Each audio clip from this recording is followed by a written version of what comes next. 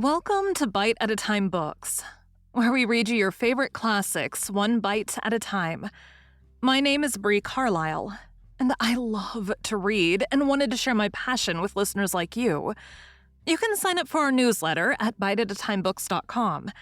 You'll also find our new t-shirts in the shop, including podcast shirts and quote shirts from your favorite classic novels. Be sure to follow my show on your favorite podcast platform so you get all the new episodes.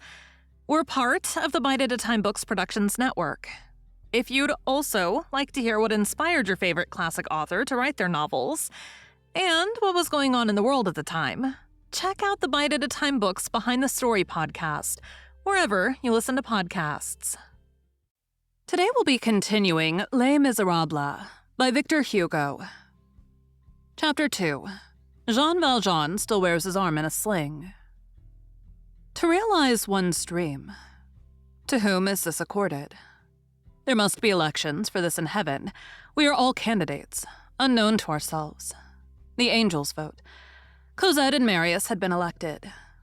Cosette, both at the mayor's office and at church, was dazzling and touching. Toussaint, assisted by Nicolette, had dressed her. Cosette wore over a petticoat of white taffeta, her robe of bench guipure, a veil of English point, a necklace of fine pearls, a wreath of orange flowers. All this was white, and from the midst of that whiteness she beamed forth. It was an exquisite candor expanding and becoming transfigured in the light. One would have pronounced her a virgin, on the point of turning into a goddess. Marius's handsome hair was lustrous and perfumed. Here and there, beneath the thick curls, pale lines, the scars of the barricade, were visible.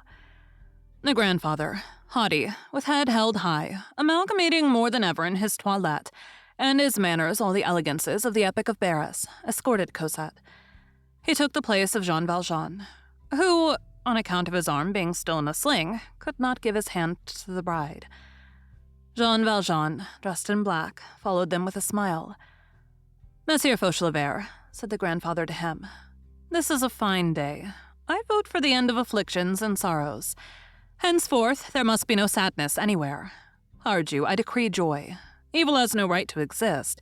That there should be any unhappy men is, in sooth, a disgrace to the azure of the sky. Evil does not come from man, who is good at bottom. All human miseries have for their capital and central government hell, otherwise known as the devil's Tuileries. Good. Here I am uttering demagogical words.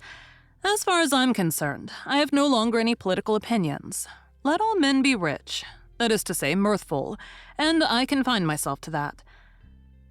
When at the conclusion of all the ceremonies, after having pronounced before the mayor and before the priest all possible yeses, after having signed the registers at the municipality and the sacristy, after having exchanged their rings, after having knelt side by side under the pall of white moor in the smoke of the censer, they arrived, hand in hand, admired and envied by all.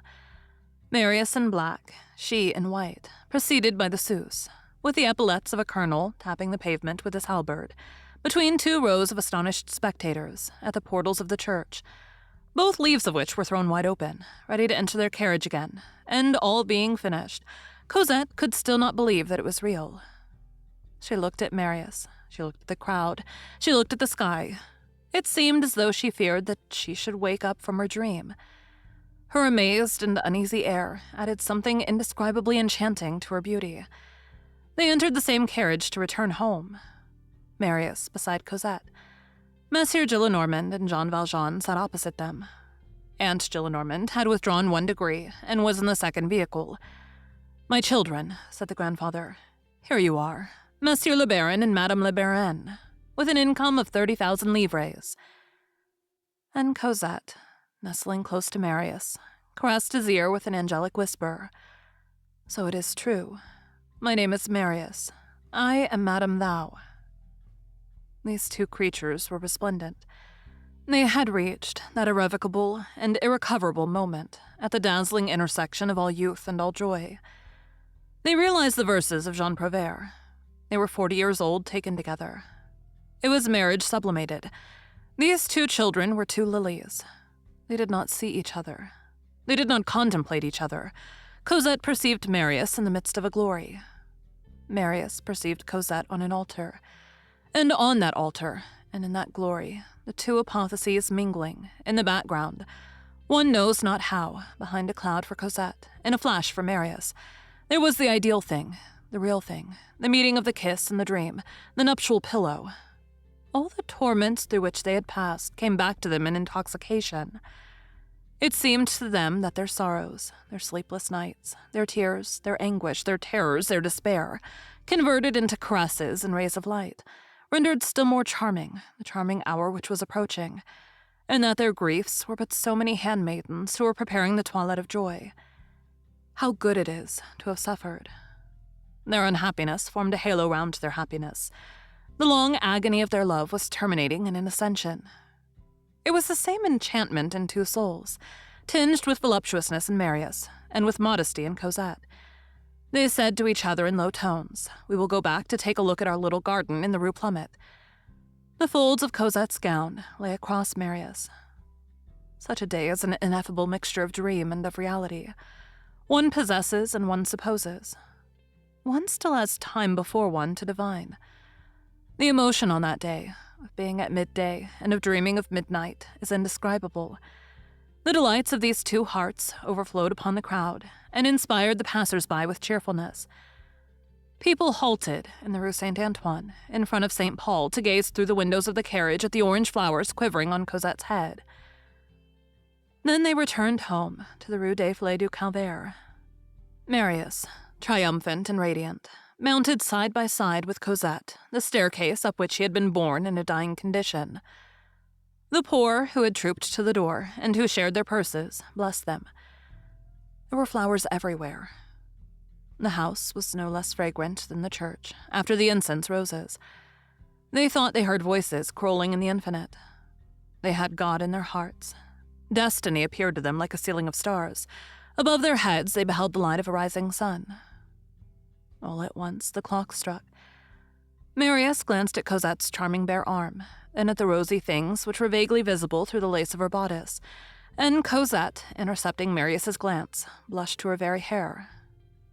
Quite a number of old family friends of the Gillenormand family had been invited. They pressed about Cosette. Each one vied with the rest in saluting her as Madame le Baron. The officer, Theodule Gillenormand, now a captain, had come from Chartres, where he was stationed in garrison, to be present at the wedding of his cousin Pontmercy. Cosette did not recognize him. He, on his side, habituated as he was to have women consider him handsome, retained no more recollection of Cosette than of any other woman. "How right I was not to believe in that story about the lancer," said Father Gillenormand to himself. Cosette had never been more tender with Jean Valjean. She was in unison with Father Gillenormand, while he erected joy into aphorisms and maxims. She exhaled goodness like perfume. Happiness desires that all the world should be happy. She regained, for the purpose of addressing Jean Valjean, inflections of voice belonging to the time when she was a little girl. She caressed him with her smile. A banquet had been spread in the dining room. Illumination as brilliant as the daylight is the necessary seasoning of a great joy. Mist and obscurity are not accepted by the happy. They do not consent to be black. The night, yes. The shadows, no. If there is no sun, one must be made. The dining room was full of gay things. In the center, above the wide and glittering table, was a Venetian lustre with flat plates, with all sorts of colored birds, blue, violet, red, and green, perched amid the candles, around the chandelier, girandoles on the walls, sconces with triple and quintuple branches, mirrors, silverware, glassware, plate, porcelain, lanes, pottery, gold, and silversmith's work. All was sparkling and gay. The empty spaces between the candelabra were filled in with bouquets, so that where there was not a light, there was a flower. In the antechamber, 3 violins and a flute softly played quartets by Haydn. Jean Valjean had seated himself on a chair in the drawing-room, behind the door, the leaf of which folded back upon him in such a manner as to nearly conceal him. A few moments before they sat down to table, Cosette came, as though inspired by a sudden whim, and made him a deep curtsy. Spreading out her bridal toilette with both hands, and with a tenderly roguish glance, she asked him, "Father, are you satisfied?" "Yes," said Jean Valjean. "I am content." "Well then, laugh." Jean Valjean began to laugh. A few moments later, Basque announced that dinner was served. The guests, preceded by Monsieur Gillenormand with Cosette on his arm, entered the dining room and arranged themselves in the proper order around the table. 2 large armchairs figured on the right and left of the bride. The first for Monsieur Gillenormand, the other for Jean Valjean. Monsieur Gillenormand took his seat. The other armchair remained empty. They looked about for Monsieur Fauchelevert. He was no longer there. Monsieur Gillenormand questioned Basque. "Do you know where Monsieur Fauchelevert is?" "Sir," replied Basque, "I do precisely. Monsieur Fauchelevert told me to say to you, sir, that he was suffering. His injured hand was paining him somewhat, and that he could not dine with Monsieur le Baron and Madame le Baron.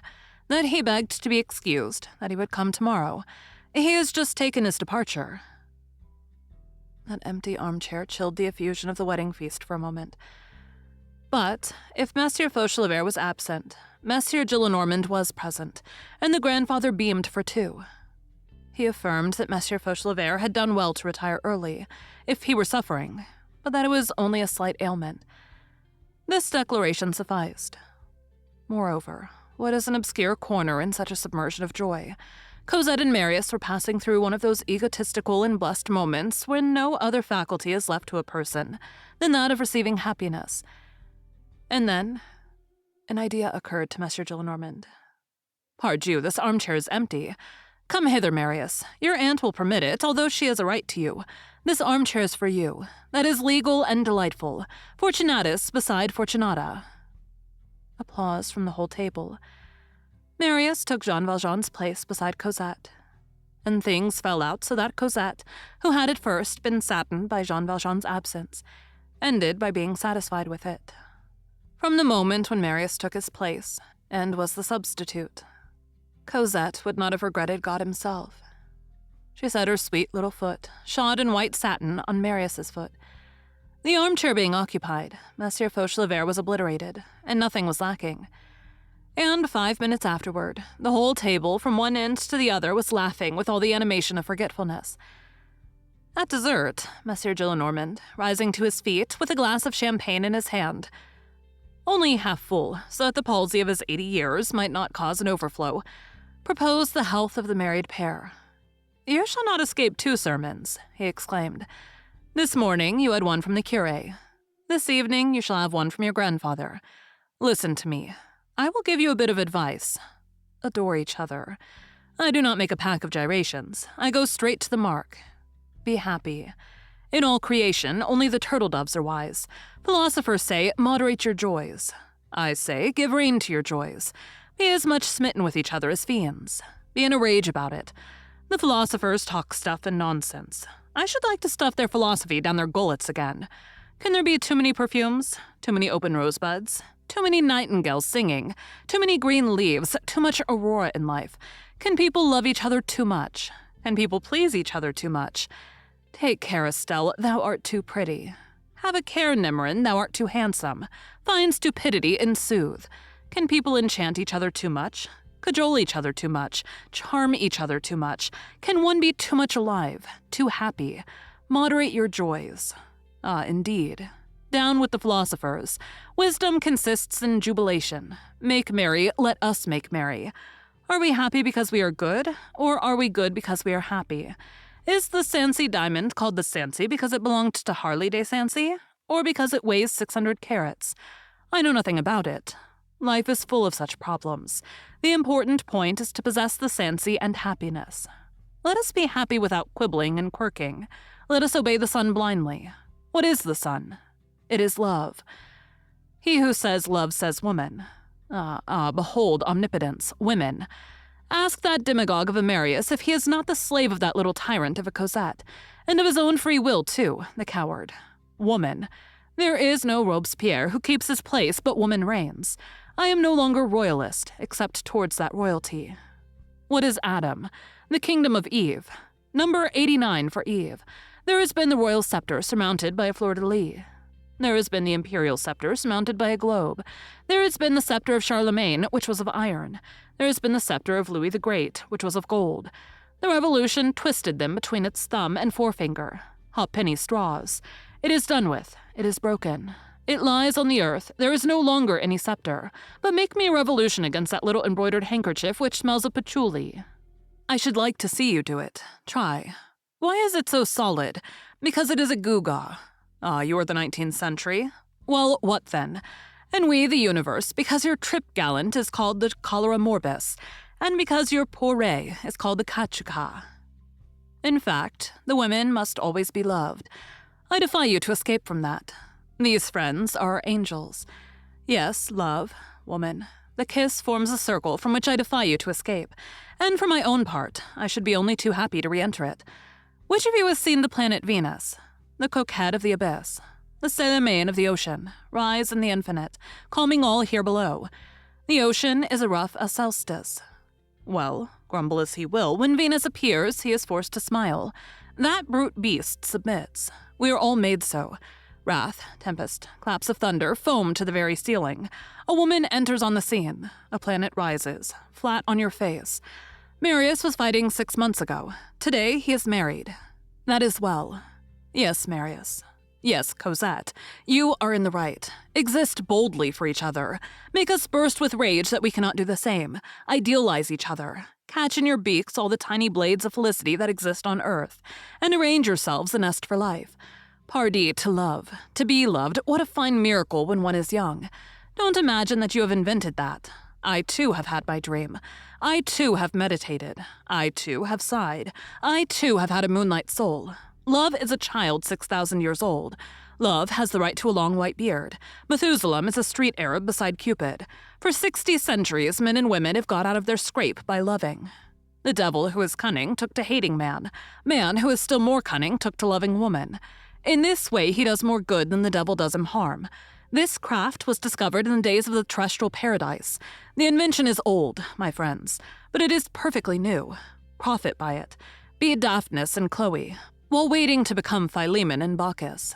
Manage so that when you are with each other, nothing shall be lacking to you, and that Cosette may be the sun for Marius, and that Marius may be the universe to Cosette. Cosette, let your fine weather be the smile of your husband. Marius, let your rain be your wife's tears, and let it never rain in your household. You have filched the winning number in the lottery. You have gained the great prize. Guard it well. Keep it under lock and key.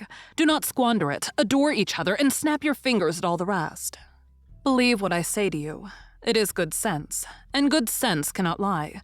Be a religion to each other. Each man has his own fashion of adoring God. Saperlot, the best way to adore God is to love one's wife. I love thee. That's my catechism. He who loves is orthodox. The oath of Henry IV places sanctity somewhere between feasting and drunkenness. Ventre Saint Gris. I don't belong to the religion of that oath. Woman is forgotten in it.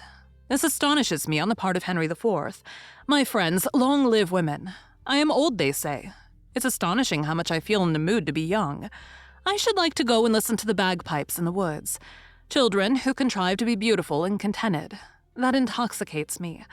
I would like greatly to get married, if anyone would have me. It is impossible to imagine that God could have made us for anything but this. To idolize, to coo, to preen ourselves, to be dove-like, to be dainty, to bill and coo our loves from morn to night, to gaze at one's image in one's little wife, to be proud, to be triumphant, to plume oneself. That is the aim of life. There, let not that displease you, which we used to think in our day, when we were young folks. Ah, virtue babouche. What charming women there were in those days, and what pretty little faces, and what lovely lasses. I committed my ravages among them. Then love each other. If people did not love each other, I really do not see what use there would be in having any springtime, and for my own part, I should pray the good God to shut up all the beautiful things that he shows us, and to take away from us and put back in his box the flowers, the birds, and the pretty maidens. My children, receive an old man's blessing. The evening was gay, lively, and agreeable.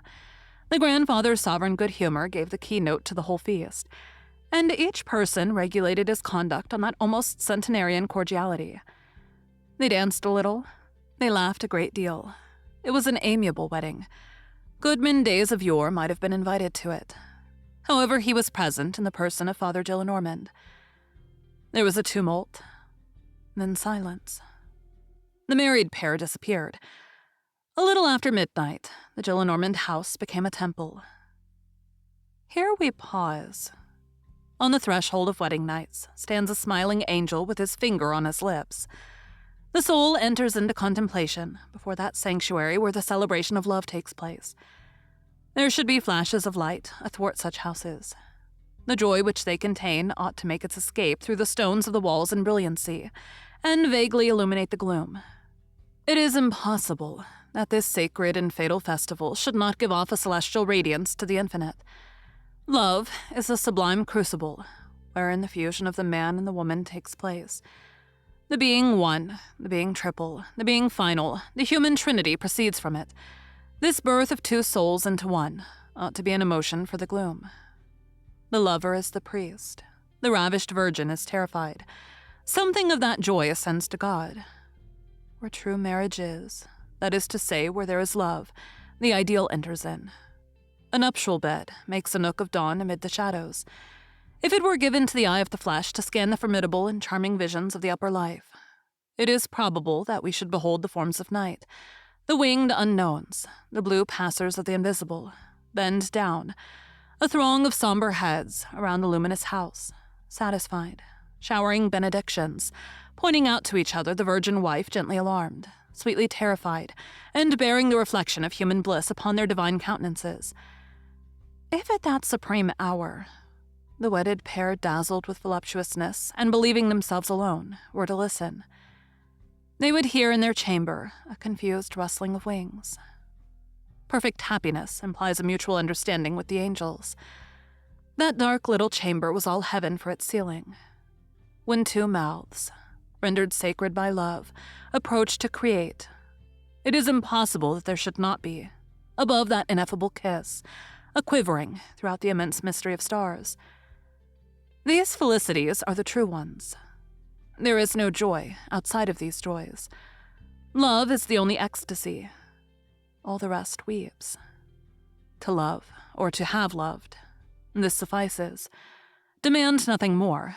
There is no other pearl to be found in the shadowy folds of life. To love is a fulfillment. Thank you for joining Bite at a Time Books today, while we read a bite of one of your favorite classics. Again, my name is Bree Carlile, and I hope you come back tomorrow for the next bite of Les Miserables. Don't forget, you can sign up for our newsletter at biteatatimebooks.com. And while you're there, check out our t-shirt shop.